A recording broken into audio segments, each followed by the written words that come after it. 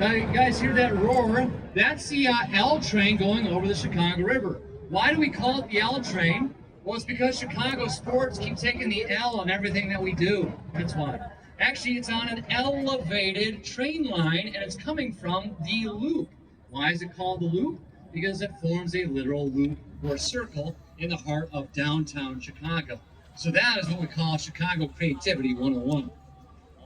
You guys are gonna like this. Look to your left-hand side. My favorite example of contextualism. You see that curvy glass building? It's actually curving at the same radius as the Chicago River, and there's alternating rows of glass between green and blue. Green flatters the emerald green coloration of the river. Shout out to Seattle on board. And blue flatters the blue coloration of the sky. Ooh, look to your left. That is a cool shot. Look at St. Regis Tower. The top of that is only visible through the clouds. That is very unique and very spooky. And you get the L train going over the river. You guys are getting it all right now. Woo! Good timing on you guys for joining this river cruise. Love it. And as soon as you guys add that memory to your camera roll, let's bring your attention back to the good old martini glass building. I also like to call it Jenga Tower. Has anyone ever played Jenga before? You know, it's a risky move to take pieces off the bottom. Why is that? Because then it could topple over. And if you do that for a building, then it can fall in the heart of downtown. You don't want that to happen.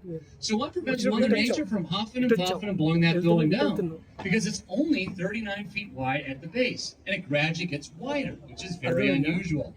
Well, there's 12 tanks filled with over 160,000 gallons of water called inertial slosh dampeners. They actually take out the river water, shoot it towards the top of the building, and those tanks gather towards the top. Now, when the wind pushes against the building, those water tanks want to oscillate in the opposite direction to help stabilize it. So that's one way to help reduce sway.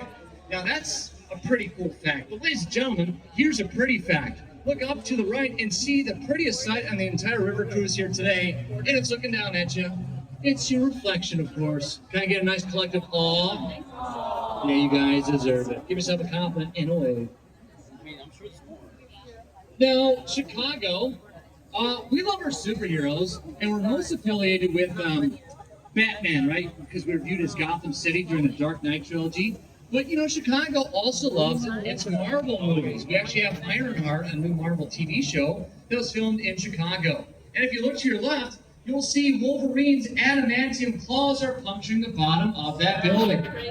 That is the Bank of America building. That was designed by the Getch partners. Now, here's a little fun story for you. The city of Chicago has a zoning ordinance to say that new buildings have to be built 30 feet away from the water's edge. Why? You can't appreciate the beauty of the riverfront area if there's tall buildings in the way. Well, they didn't say you couldn't overhang the water's edge area. Hence why you see those steel tripod I-beams. Pretty sly, if you ask this guy. Now, here's a quick query for you. Whose favorite class in high school or college was history? Do we have any historians on board? That hurt for me to hear. Oh my gosh. Well, hey, guess what? You guys are going to be history buffs for the next 45 minutes. And the best part is, this area, I call it the River of Time because the next 6 buildings are all conveniently done in chronological order. Welcome to Art Deco Canyon. To your right, you have 2 North Riverside Plaza. Let me hear you go, ooh. Ooh. And to your left, you have the Civic Opera Building. Let me hear you go, ah, ooh, ah. Yes, this was Art Deco, the Roaring 20s. We were optimistic about the future, and we wanted our buildings to look the part. Well, remember what happened to all that optimism? The stock market crash happened. Then we had the Great Depression, and then we had World War II, meaning we didn't build new office buildings across the United States until the 50s and 60s. It was kind of the lost generation of architecture. Well, in the 50s and 60s, we have this new style called black box modernism.